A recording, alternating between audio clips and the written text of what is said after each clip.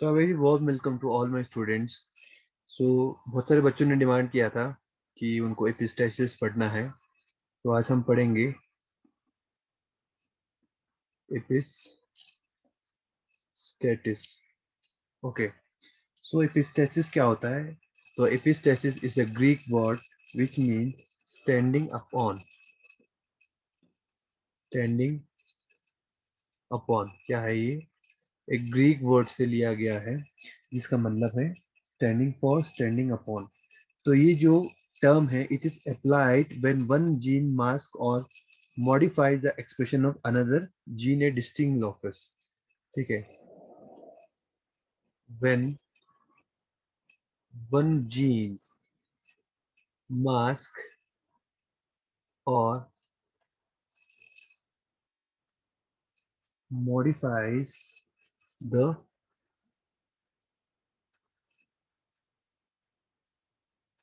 expression of another gene at distinct locus, expression of another gene at distinct locus। For example ये हमारे पास chromosome है, okay, और यहाँ पे दूसरा क्रोमोसोम है। यहाँ हम सिंपली इसको ऐसे दिखा सकते हैं। तो यहाँ पे एक जीन प्रेजेंट है, लेट इट बी ए, और यहाँ पे एक दूसरा जीन प्रेजेंट है दूसरे लोकस पे, दैट इज बी। ओके, तो अगर ये जो जीन है ये मास्क करता है या ये मॉडिफाई कर देता है किसको? इस जीन के एक्सप्रेशन को। ठीक है, बी जीन के एक्सप्रेशन को अगर ये ए जीन मॉडिफाई कर रहा है तो उसको हम क्या बोलते हैं? उसको हम बोलते हैं epistasis. Epistasis actually it's type of gene interaction. ठीक है, ये एक जीन इंटरेक्शन का एक टाइप है। तो जीन इंटरेक्शन क्या होता है? नॉर्मली हमने क्या देखा मेंडेलियन जेनेटिक्स के हिसाब से कि एक जीन के लिए, एक कैरेक्टर के लिए एक जीन रिस्पॉन्सिबल है। फॉर एग्जांपल ये एक हमारे पास जीन है, that is T. T, so this is responsible for the height of the plant. Okay, और अगर यहाँ पे दूसरा जीन है like capital R, this is responsible for the colour of the seed, shape of the seat, कुछ भी आप रख लो। तो ये जो कैपिटल टी है, तो ये सिर्फ हाइट को ही कंट्रोल करता है। ओके, इस आर और इस टी के बीच में कोई रिलेशन नहीं है। इस आर, ये जो आर है इस टी को मॉडिफाई नहीं करता, या ये टी इस आर को मॉडिफाई नहीं करता है। आर टी रिस्पॉन्सिबल है हाइट के लिए और आर रिस्पॉन्सिबल है शेप या सीड कलर के लिए। तो इन दोनों के बीच में कोई इंटरेक्शन नहीं होता है। ओके, ये हाइट के लिए रिस्पॉन्सिबल है, ये हाइट के साथ, अपने हाइट के साथ खुश रहेगा, और ये अपने सीट कलर के साथ खुश रहेगा। बट जीन इंटरेक्शन में क्या होता है? जीन इंटरेक्शन में ऐसा नहीं है। ये जीन इंटरेक्शन में देखो, ये टी एक अलील है, ये आर अलग अलील है, या ये एक लोकस से प्रेजेंट है, ये एक लोकस प्रेजेंट है, ये इन दो एक दूसरे के साथ कोई इंटरेक्शन नहीं दिखा रहे। ना ये आर इसके हाइट पे कोई इफेक्ट कर रहा है, ना ये जो टी जीन है इसके सीट कलर पे कोई इफेक्ट कर रहा है। तो ये अकॉर्डिंग टू मेंडेलियन है। ठीक है, तो मेंडेलियन के हिसाब से अलग जो जीन इंटरेक्शन है वो जीन इंटरेक्शन होता ही नहीं है मेंडेलियन के हिसाब से। तो मेंडेलियन ने ये कहा था कि जो जीन्स है वो अलग लोकस पे प्रेजेंट है और वो अलग अलग कैरेक्टर्स को कंट्रोल करता है। बट ये जो जीन इंटरेक्शन है, जिसको किसने दिया था? जिसको दिया था विलियम बैटिसन ने। विलियम बैटिसन एंड रेगिनॉल्ड पुनेट, तो इन्होंने ये जीन इंटरेक्शन दिया था। ओके, तो इन्होंने डिस्कवर किया कि जो एन एक unexpected gene interaction when they studied cross involving the sweet peas Lathyrus odoratus. तो उन्होंने जो अपना एक्सपेरिमेंट किया था वो किस पे किया था? स्वीट पी पे किया था, दैट इज लेथरस ओडोरेटस। तो उन्होंने एक अनएक्सपेक्टेड जो इंटरेक्शन है, जीन इंटरेक्शन, वो उनको दिखा। ठीक है, तो उनके बेसिस पे उन्होंने जो जीन इंटरेक्शन है उसका कंसेप्ट दिया। तो मेंडल के हिसाब से क्या था, according to Mendel, genes are functioning independently of each other. तो ये जो जीन है वो एक दूसरे के क्या है, इंडिपेंडेंट है। ये टी आर पे कोई इफेक्ट नहीं कर रहा है, या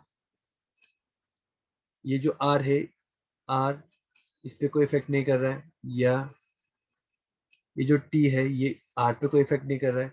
मीन्स हाइट इसके सीट कलर पे कोई इफेक्ट नहीं कर रहा है, या सीट कलर इसके हाइट पे कोई इफेक्ट नहीं कर रहा है, या जो जो कैपिटल आर है, ये जो आर है ये टी पे कोई इफेक्ट नहीं कर रहा है। ठीक है, या जो टी है इस आर पे कोई इफेक्ट नहीं कर रहा है। मीन्स जो ये जो जीन्स है they are working independently. Okay, तो जो मेंडल ने 7 करेक्टर्स लिए थे या 7 ट्रेड्स लिए थे, they were considered, they are controlled by a single gene. Okay, so but many traits of an organism are determined the complex contribution of many different genes. तो अगर हम बहुत सारे ऑर्गेनिजम्स में देखेंगे तो इस तरीके से नहीं होता है, इंडिविजुअल जीन रिस्पॉन्सिबल नहीं होता है कैरेक्टर्स के लिए। तो वहां पे बहुत सारे जीन्स का इंटरेक्शन होता है, और वो इंटरेक्शन रिस्पॉन्सिबल होता है एक पर्टिकुलर ट्रेट को दिखाने के लिए। तो यही जो जीन इंटरेक्शन है उसको एक्सप्लेन किया था किसने, विलियम और बैटिसन ने। विलियम और सॉरी बैटिसन और पुनेट ने। तो उन्होंने देखा जो स्वीट लेथरस ओडोरेटस है, तो उन्होंने क्या डिस्कवर किया, तो उन्होंने ये देखा कि जब उन्होंने एक true breeding purple flower plant को एक true breeding white flower plant के साथ उन्होंने क्रॉस किया, तो हम यहाँ पे इस क्रॉस को एक दिखा सकते हैं, इस यहाँ पे। ओके, तो उन्होंने क्या किया, एक ट्रू ब्रीडिंग पर्पल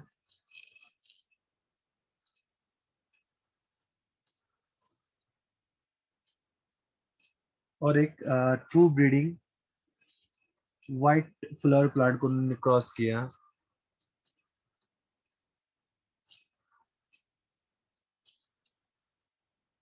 तो यहाँ पे हम सिंपल एक कलर लिख देते हैं,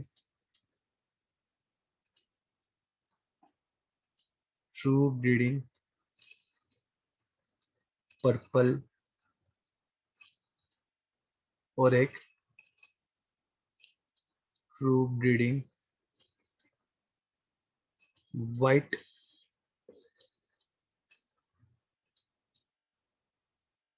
flower plant.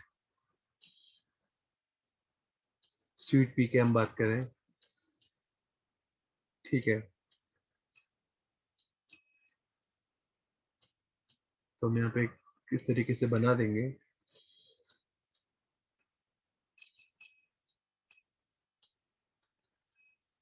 Which is purple in colour, और यहाँ पे एक प्लांट बना देंगे flower which is white in colour. इन दोनों को उन्होंने क्या किया, क्रॉस किया।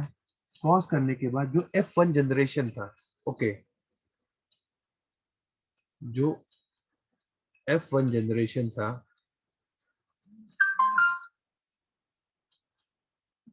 वो सारे क्या थे, they were all purple flower plant. क्या थे वो, पर्पल फ्लावर प्लांट थे।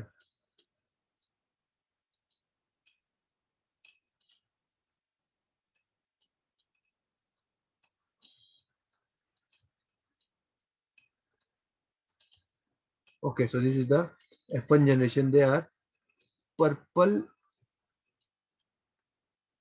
Flower plant. उसके बाद उन्होंने क्या किया, एंड जो F2 जनरेशन था उन्होंने फिर इसका सेल्फ फर्टिलाइजेशन किया F1 जो प्लांट है उसका।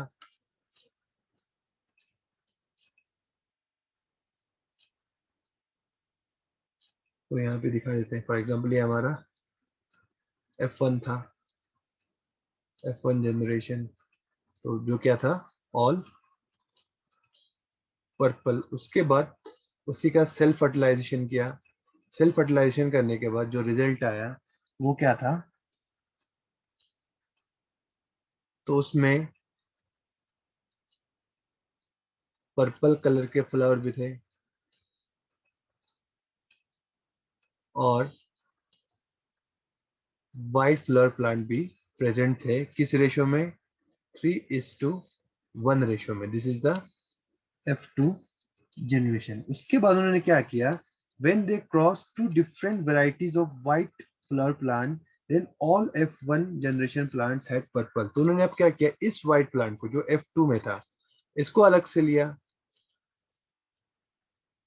और इसको क्या किया, सेल्फ फर्टिलाइज किया। ओके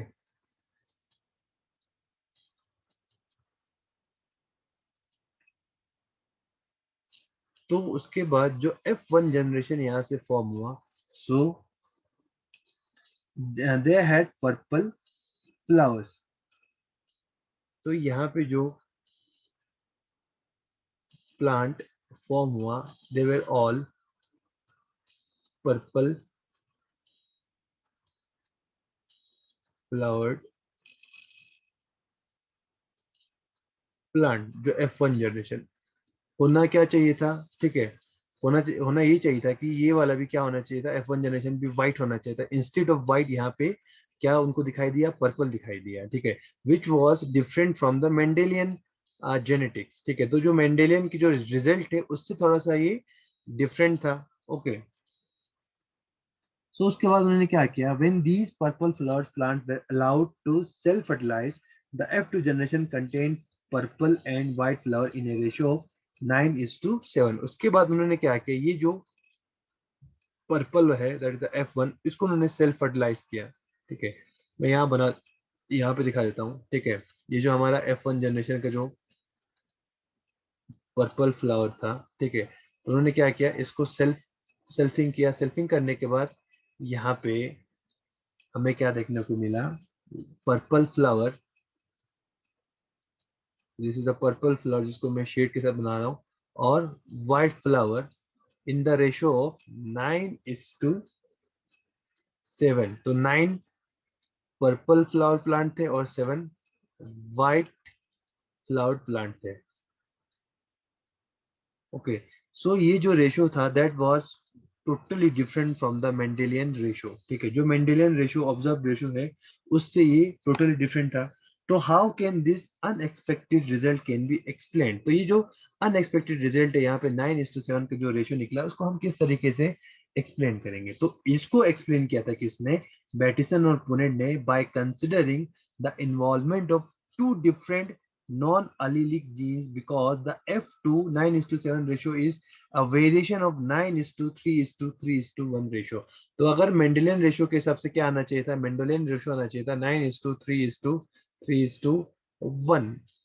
ठीक है, तो ये इस रेशियो के आने के बजाय कौन सा रेशियो आ गया, दैट इज द 9:7। ओके, तो this ratio was totally different from the Mendelian ratio. तो ये मेंडेलियन रेशियो था और ये पुनेट और बैटिसन का रेशियो था। So that was totally different from the Mendelian ratio. ठीक है, तो उन्होंने यही कहा कि यहाँ पे ये जो रेशियो आ रहा है, यहाँ पे एक जीन इंटरेक्शन हो रहा है।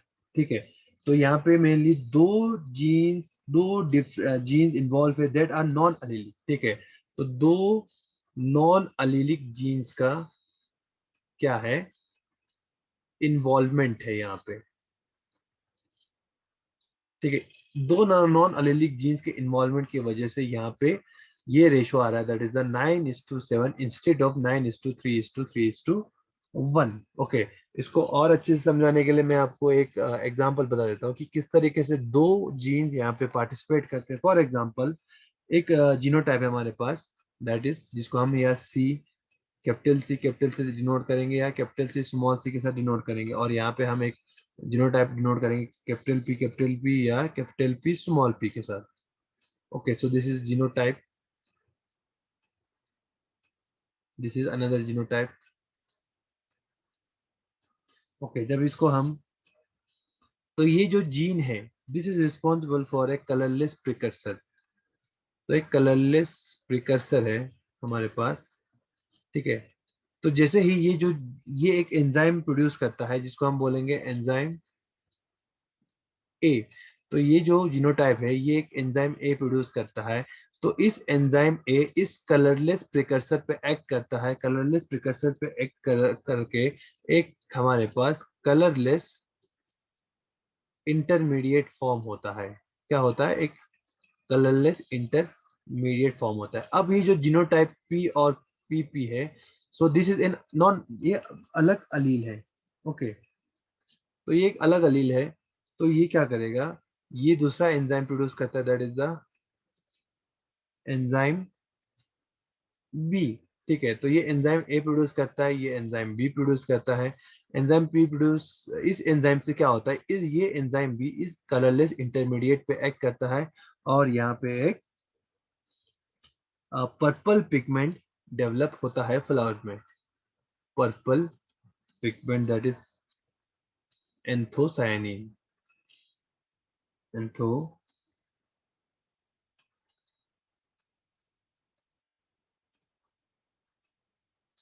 ओके, तो जीनोटाइप देखो ये अलग अलील है। अगर हम इस तरह से दिखाएंगे एक ही क्रोमोसोम पे, तो ये इस तरीके से हो जाएगा।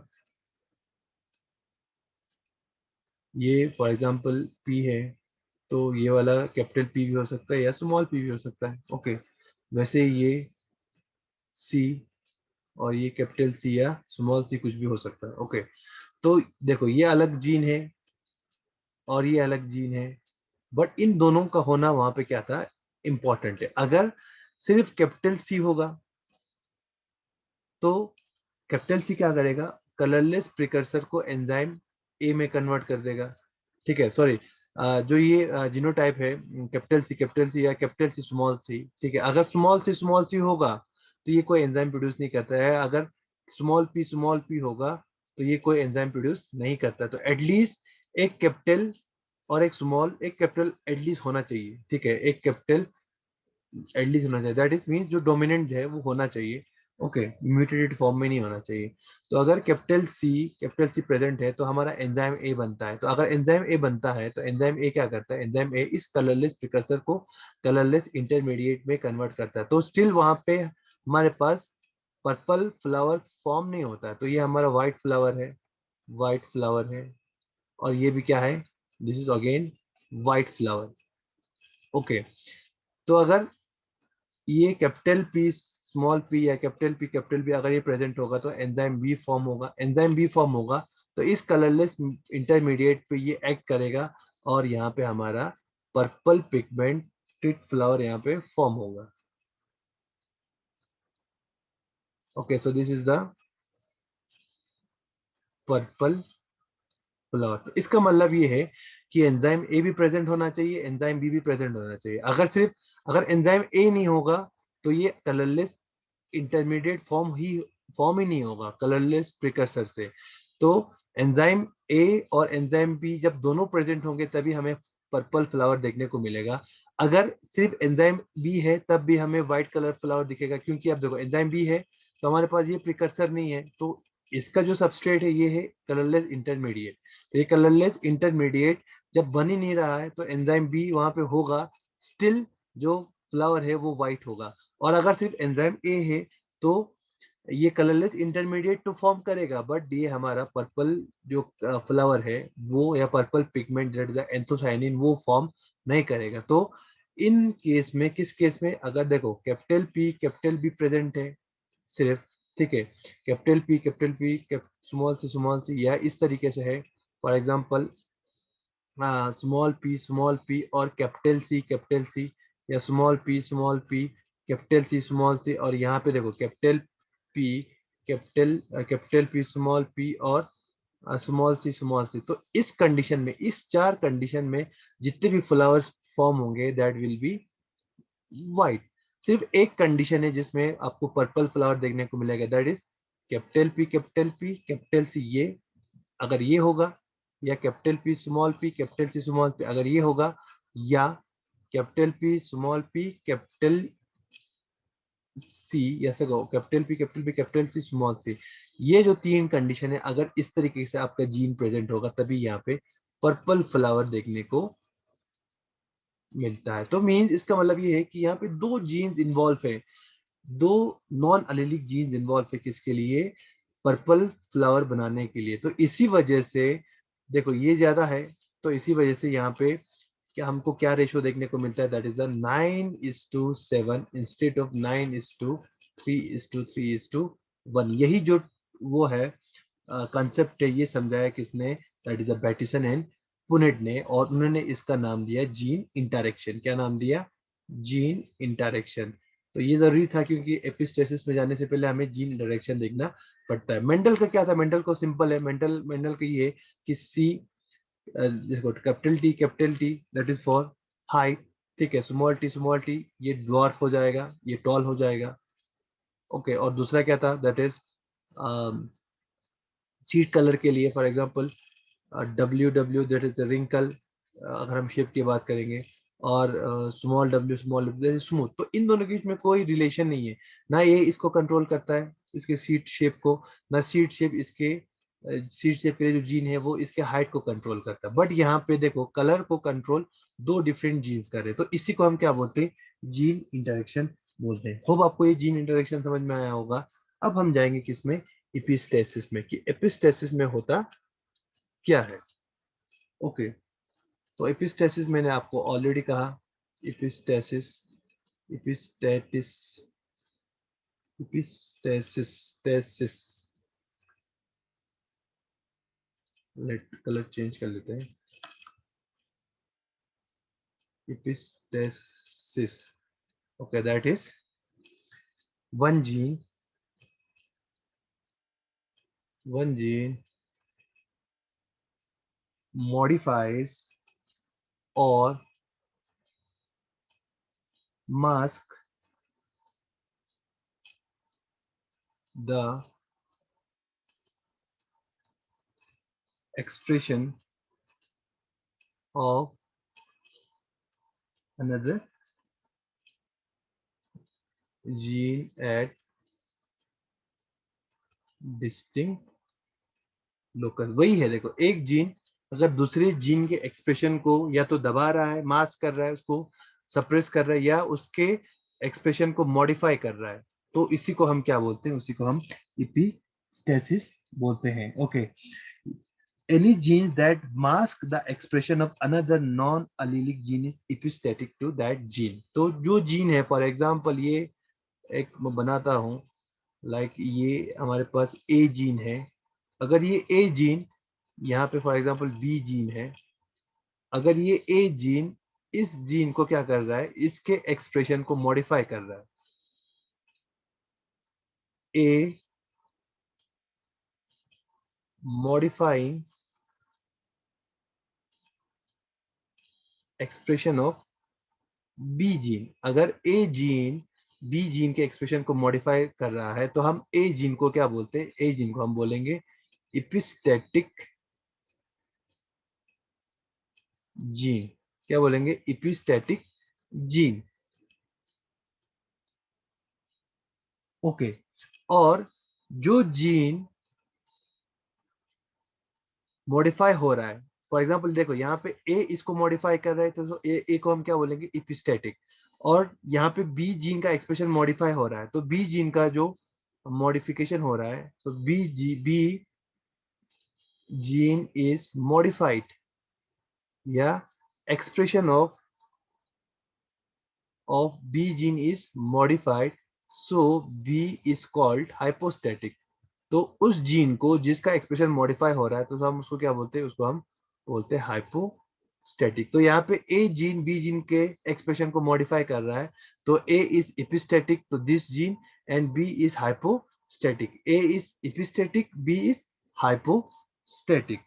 Okay, so, in the pathway discussed for formation of purple color, when either is homozygous recessive, that gene is epistatic to other।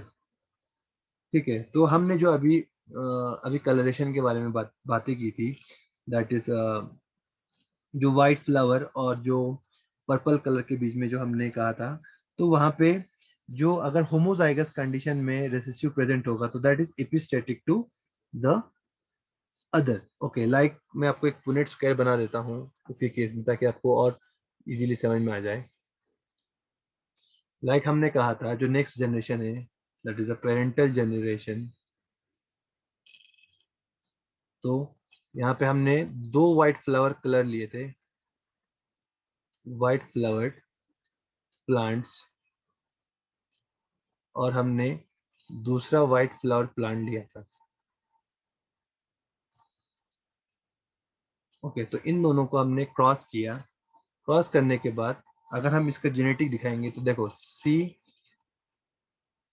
C small P small P, capital P capital P small P small P. तो हमने ये कहा था कि ये भी एक enzyme form बनाता है इस तरीके से। देखो, कैपिटल सी एंजाइम ए, और कैपिटल पी ये एंजाइम बी बनाता है। तो एंजाइम ए colourless precursor, colourless precursor,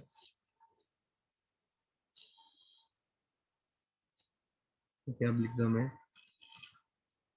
colourless precursor, और यहाँ पे कलरलेस इंटरमीडिएट। तो जब बी दोनों एंजाइम ए और एंजाइम बी दोनों प्रेजेंट होंगे तो यहाँ पे हमारा पर्पल पिगमेंट फॉर्म होगा। ओके, तो देखो यहाँ पे कैपिटल सी प्रेजेंट है, स्मॉल पी है, तो कैपिटल सी तो ये एंजाइम ए बना देगा, एंजाइम ए बना देगा, बट यहाँ पे एंजाइम बी नहीं होगा। Okay, no enzyme B. यहाँ पे देखो, एंजाइम ए प्रेजेंट नहीं है बट एंजाइम बी प्रेजेंट है, तो ये भी क्या है, वाइट है, ये भी क्या है, वाइट है। ओके, जब इसका हमने क्रॉस किया इन दोनों को क्रॉस करने के बाद यहाँ पे जो हमारा F1 जनरेशन आएगा तो वो क्या आएगा, देखो यहाँ से आप बनाओ gametes, that is capital C, एक गैमेट दोनों में से एक ही आएगा, कैपिटल सी, और यहाँ पे स्मॉल पी, और यहाँ पे स्मॉल सी और कैपिटल पी, इन दोनों को क्रॉस करो। देखो, capital C capital P small P. देखो अब यहाँ पे हमारा ए एंजाइम भी फॉर्म होगा और यहाँ से हमारा बी एंजाइम भी फॉर्म होगा। जब दोनों एंजाइम ए और बी प्रेजेंट होगा, दोनों एंजाइम ए और बी प्रेजेंट होगा, तो हमारे जो फ्लावर्स होंगे वो किस कलर के होंगे, that is purple flower flower plant. ठीक है, तो यहाँ पे इस तरीके से मैं बना देता हूँ, दैट इज सी या सी या पी या पी, या इस तरीके से यहाँ पे जो बना है, और हम यहाँ पे जो दिखाएंगे तो इस तरीके से ये, दैट इज स्मॉल पी और कैपिटल पी, ये हमारा पर्पल फ्लावर यहाँ पे फॉर्म हुआ। तो मीन्स ये दोनों क्या कर रहे हैं, ये एक दूसरे के साथ इंटरेक्ट कर रहे हैं। ओके, तो यहाँ पे जो स्मॉल पी है, ये इसके इंटरेक्शन को क्या कर रहा है, मॉडिफाई कर रहा है इस सी को, और ये स्मॉल सी इस कैपिटल पी के इंटरेक्शन को क्या कर रहा है, मॉडिफाई कर रहा है। तो मींस जब भी ये स्मॉल सी होगा, स्मॉल में फॉर्म हो प्रेजेंट होंगे ये जो स्मॉल सी और स्मॉल पी, स्मॉल सी और स्मॉल पी, तो हम क्या बोलेंगे, small C is epistatic to capital P and small p is epistatic to C, and this is hypostatic and this is hypostatic. Small c is epistatic, this is capital P is hypostatic. Small p is epistatic और capital P is hypostatic. Means ये जो small में present है ये इनके gene के interaction को या इनके जीन के एक्सप्रेशन को मॉडिफाई कर रहा है। ओके, तो यहाँ पे हमारा आ गया पर्पल फ्लावर प्लांट। अब हमने क्या किया, इसको सेल्फ फर्टिलाइज किया। सेल्फ फर्टिलाइज करने के बाद हमें रेशियो आ गया कौन सा, 9:7। हम ये भी देख लेते हैं किस तरीके से आया। तो एक पुनेट स्क्वायर बना लेते हैं।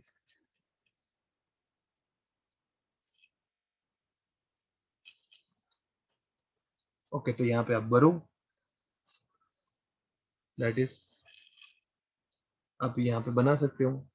तो यहाँ पे अगर इसका सेल्फ फर्टिलाइजेशन किया तो क्या होगा, सेल्फ फर्टिलाइजेशन अगर आप करना चाहते हो, देखो capital C small C capital P small P, तो यहाँ से कौन सा गेमेट फॉर्म होगा, एक तो कैपिटल सी ये गेमेट, दूसरा गेमेट फॉर्म होगा कैपिटल सी स्मॉल पी, तीसरा गेमेट कौन सा फॉर्म होगा, स्मॉल सी कैपिटल पी और स्मॉल सी स्मॉल पी। तो ये गेमेट यहाँ पे आप डाल दो, कैपिटल सी स्मॉल सी,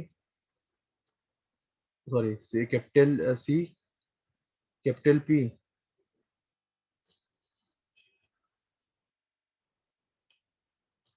इसके बाद सेकंड देखो capital C small P, then small C capital P, then small C small P. तो यहाँ पे भी सेम होगा, capital C capital P, capital C small P, then small C capital P और small C small P. तो यहाँ पे बना लो आप नेट स्क्वायर। तो किस तरीके से बनता है देखो, आप खुद बना सकते हैं।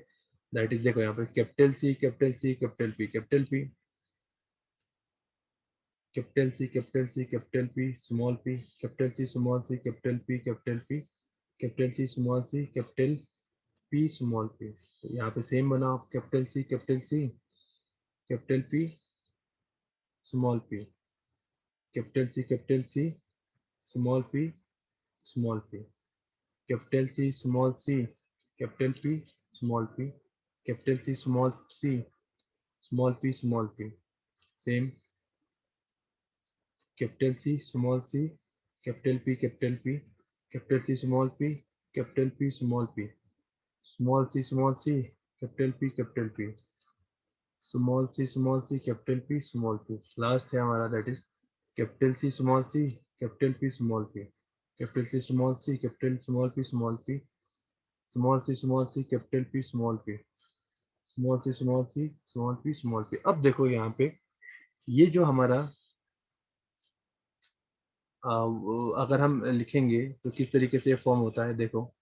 तो दिस इज, देखो ये दोनों यहाँ पे दोनों प्रेजेंट है, एंजाइम ए भी प्रेजेंट है, एंजाइम बी प्रेजेंट है। तो ये कौन सा होगा, दैट इज ये पर्पल होगा। मैं स्मॉल सिंपल लिख देता हूँ पर्पल। ये कौन सा होगा, दोनों एंजाइम प्रेजेंट होंगे तो पर्पल। ये देखो ये भी पर्पल, ये भी पर्पल, ये भी पर्पल। देखो यहाँ पे कैपिटल सी प्रेजेंट है, बट यहाँ पे स्मॉल पी मीन, अब देखो ये स्मॉल पी अगर होमोजाइगस कंडीशन में प्रेजेंट है तो दिस इज इपिस्टैटिक टू सी। तो यहाँ पे ये मॉडिफाई हो जाएगा, ठीक है। मॉडिफाई हो जाने के बाद यहाँ पे इंस्टेड ऑफ पर्पल यहाँ पे आपको व्हाइट कलर का दिखेगा। सेम यहाँ पे पर्पल, और यहाँ पे देखो फिर अगेन स्मॉल पी है तो ये फिर से मॉडिफाई हो जाएगा, that is white.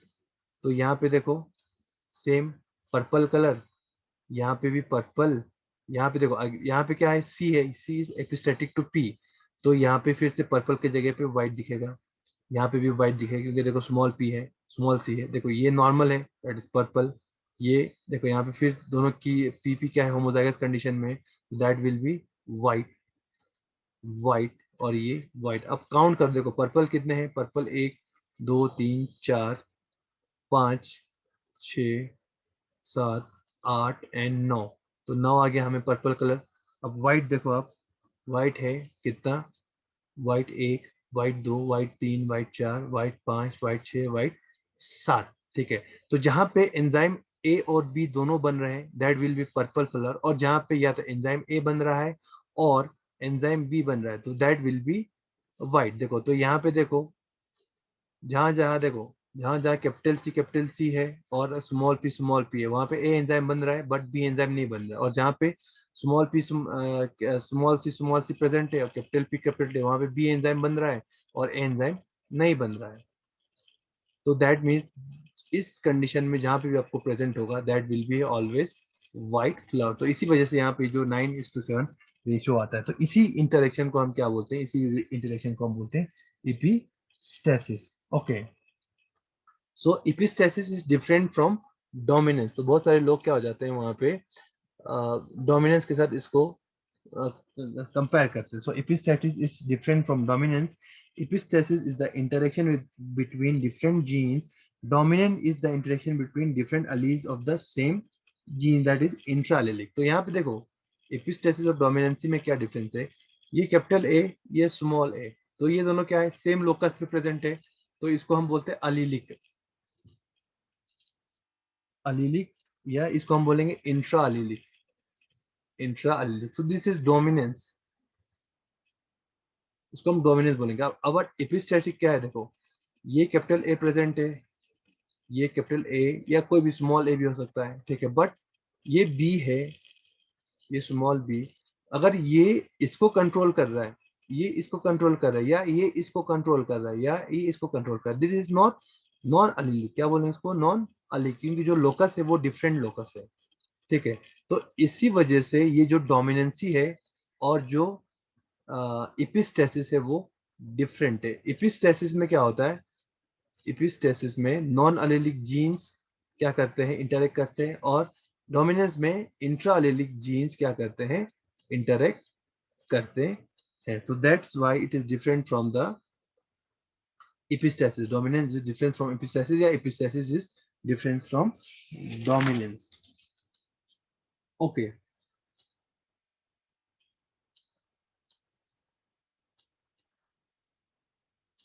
So your term epistasis, it has comes to be synonymous with almost any type of gene interaction that involves the masking or modifying of one of the gene effects.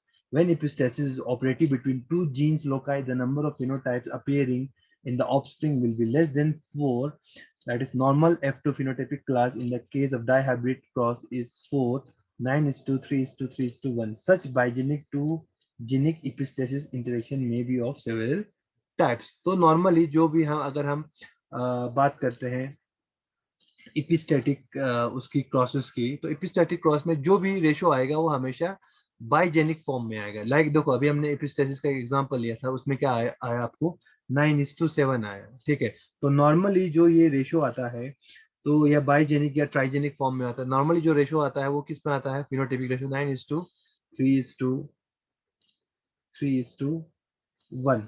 तो जो phenotypic ratio आता है normal F2 generation की अगर हम बात करेंगे die hybrid cross में, तो हमेशा 4 आता है। बट अगर हम इपिस्टेसिस की बात करेंगे तो या तो वो 2 आएगा या तो वो 3 आएगा। 9 जिस फॉर एग्जाम्पल 12:3:1। ओके, तो ये एक रेशो है 3:1।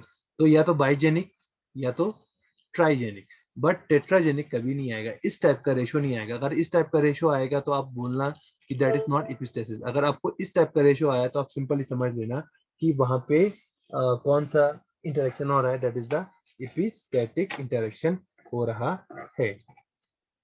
ओके, सो नाउ हम डिफरेंट टाइप्स के एपिस्टेटिक देखेंगे। तो एपिस्टेटिक इंटरेक्शन में भी ऑफ सेवरल टाइप्स। तो हम कुछ टाइप्स का देखेंगे आज। तो पहला जो है that is the dominant epistasis. Epistasis, ठीक है, डोमिनेंट एपिस्टेसिस, इसका जो रेशो आता है वो क्या आता है, 12:3:1। ठीक है, जो इसका रेशो आता है क्या आता है, 12:3:1। So when the dominant allele of one gene masks the effect of either allele of the second gene, it is termed as dominant epistasis। ठीक है, तो यहाँ पे क्या होता है, when the dominant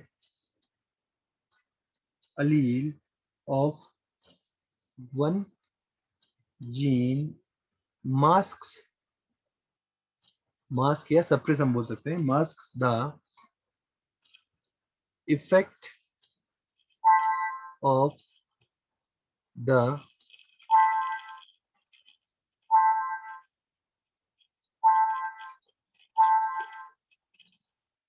sorry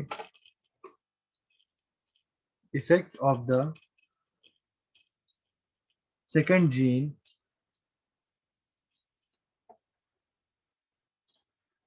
effect of the second gene, it is termed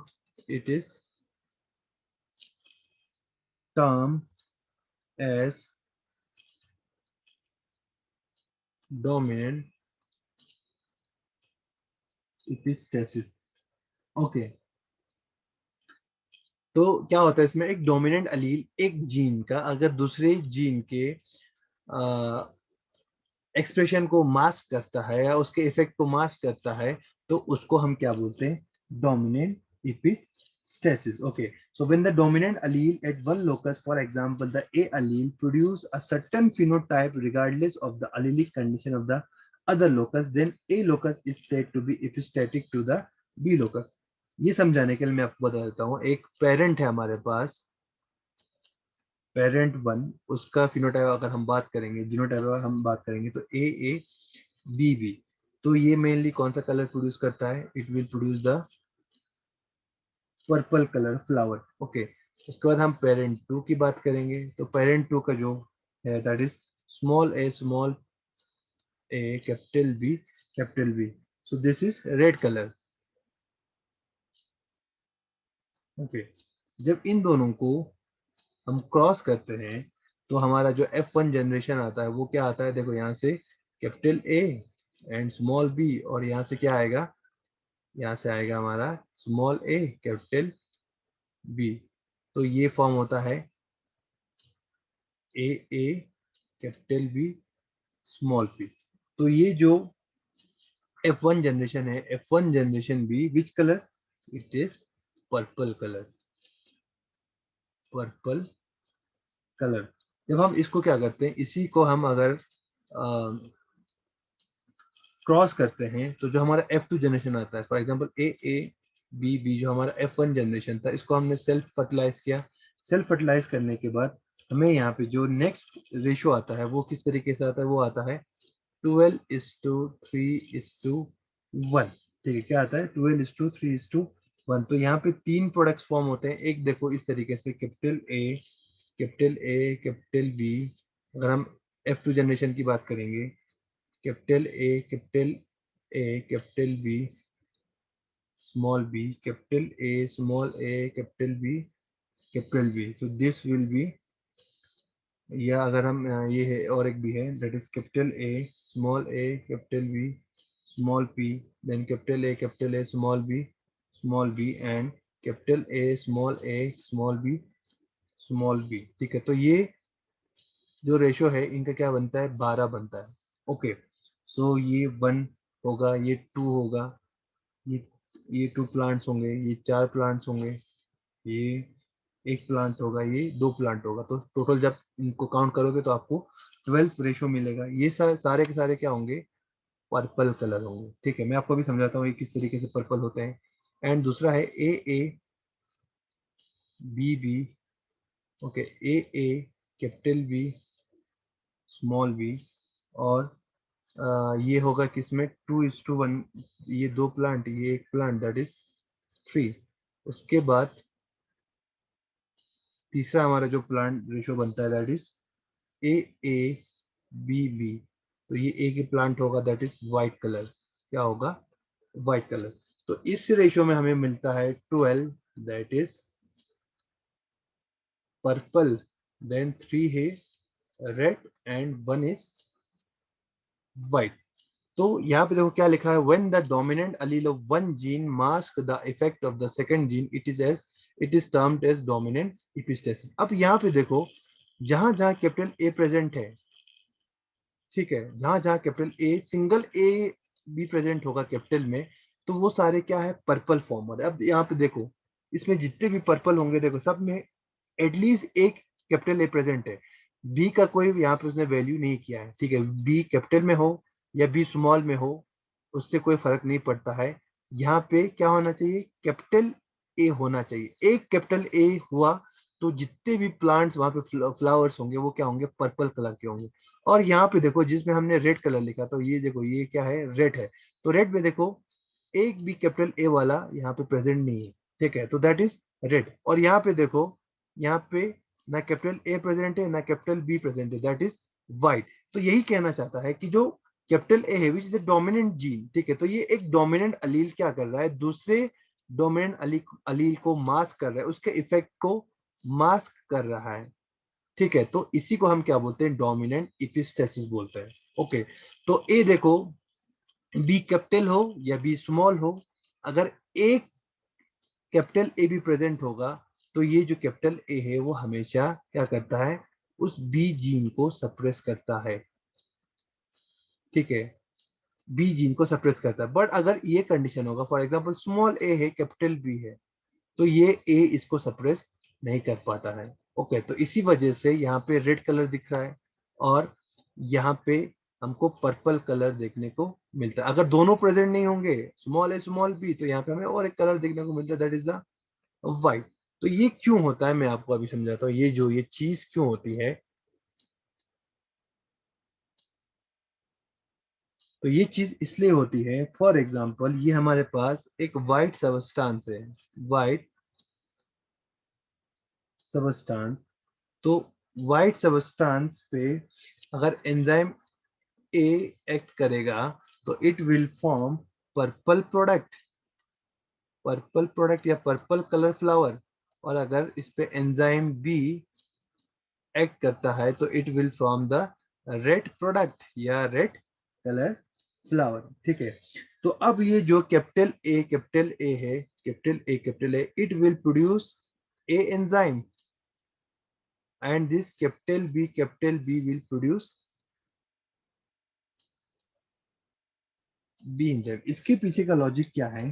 ठीक है, तो ए एंजाइम और बी एंजाइम क्या करता है, ये जो ए एंजाइम है और जो बी एंजाइम है, ये दोनों अगर साथ में प्रेजेंट हो गए, फॉर एग्जांपल कैपिटल बी या ए कंडीशन है, या कैपिटल ए स्मॉल है कैपिटल बी या स्मॉल बी ये कंडीशन है, या कैपिटल ए स्मॉल है कैपिटल बी कंडीशन है, तो ए तो अपना एंजाइम बनाएगा ए, ये कैपिटल बी अपना एंजाइम बनाएगा बी, यहाँ पे भी क्या है सेम, ए एंजाइम बी एंजाइम और ए एंजाइम और बी एंजाइम। अब ये जो एंजाइम है ए एंजाइम और बी एंजाइम, ये दोनों कंपीट करते हैं किसके लिए, उस वाइट सबस्टेंस के लिए। किसके लिए? वाइट सबस्टेंस के लिए। तो अब ए क्या है, ए थोड़ा सा यहाँ पे डोमिनेंट पड़ जाता है, ठीक है, क्योंकि A has much higher affinity for the substrate. ठीक है, तो ए एंजाइम के पास जो एफिनिटी है, it has a higher affinity, is A it has higher affinity for white substance जो हमारा सबस्ट्रेट है, that is a white substance. इसके लिए इसकी एफिनिटी क्या एंजाइम ए की ज्यादा है as compare to enzyme B. तो एंजाइम ए अगर वहां प्रेजेंट होगा तो वो कभी एंजाइम बी को इस व्हाइट सबस्ट्रेट के साथ बाइंड होने नहीं देगा। तो अगर एंजाइम ए प्रेजेंट होगा तो व्हाइट सबस्ट्रेट या white substance is convert into purple product. ठीक है। तो अगर वहां पे हमारा एंजाइम प्रेजेंट नहीं है, for example A B B condition में, या इस कंडीशन में, या A capital B small condition, इस कंडीशन में हमारे पास एंजाइम ए प्रेजेंट नहीं होगा, एंजाइम ए प्रेजेंट नहीं होगा, तो एंजाइम ए प्रेजेंट नहीं होगा तो बी सबस्ट्रेट के साथ बाइंड हो जाएगा, and B will convert this white substance into red product. तो इसी वजह से यहाँ पे 3 हमें रेशो मिलता है। और यहाँ पे देखो ए ये भी हमें पर्पल प्रोडक्ट देता है, ये भी हमें पर्पल प्रोडक्ट देता है, ये भी हमें पर्पल प्रोडक्ट देता है। तो इसी वजह से हमें यहाँ पे इसका रेशियो कितना आता है, 12 आता है। अगर दोनों नहीं होगा प्रेजेंट, ए एंजाइम और बी एंजाइम, तो देखो यहाँ पे ना ए एंजाइम प्रेजेंट है ना बी एंजाइम प्रेजेंट है। ओके, ना बी एंजाइम प्रेजेंट है, तो इस कंडीशन में क्या होगा, इन कंडीशन में ना पर्पल प्रोडक्ट आपको देखने को मिलेगा ना रेड प्रोडक्ट देखने को मिलेगा। तो वहां पे आपको व्हाइट सबस्ट्रेट, व्हाइट सबस्टेंस या व्हाइट फ्लावर ही देखने को मिलेगा, जो किस रेशियो में था, जो सिर्फ एक ही प्लांट था इस रेशियो में, दैट इज 1। इसीलिए 12:3:1 रेशियो आपको देखने को मिलता है। So this is called the dominant epistasis. Okay, अब जो नेक्स्ट है that is the recessive epistasis, we will discuss in the next lecture. Hope you understand this lecture. अगर आपको समझ में आया तो you can comment in the comment section, and आपको कोई क्वेरीज होगी तो आप कमेंट सेक्शन में आप डाल सकते हो। And please don't forget to subscribe my channel. Thank you.